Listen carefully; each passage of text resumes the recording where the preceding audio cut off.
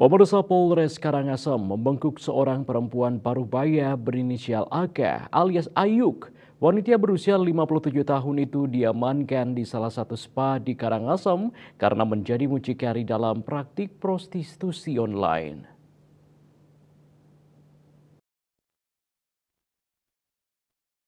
Kapolres Karangasem AKBP Inengah Sadiharto Rabu 20 November mengungkapkan AK sudah menjadi mucikari sejak 5 bulan lalu. Dari pengakuan yang diperoleh dari tersangka, AK baru menawarkan satu orang dalam aplikasi tersebut. AK atau Ayuk menawarkan perempuan berinisial ZA di sebuah aplikasi dengan harga yang berbeda-beda.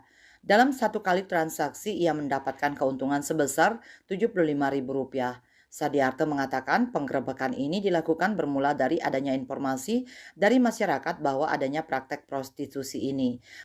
Berdasarkan informasi yang diperoleh tersebut, selanjutnya tim Satreskrim Polres Karangasem melakukan pendalaman dan penggerebekan pada 7 November lalu.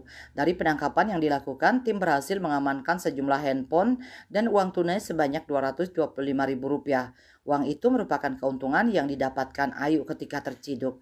Atas kasus ini, Ayuk dijerat dengan pasal 296 junto pasal 506 KUHP dengan ancaman hukuman maksimal 1 tahun 4 bulan penjara. Eka Parananda, Bali Pos melaporkan.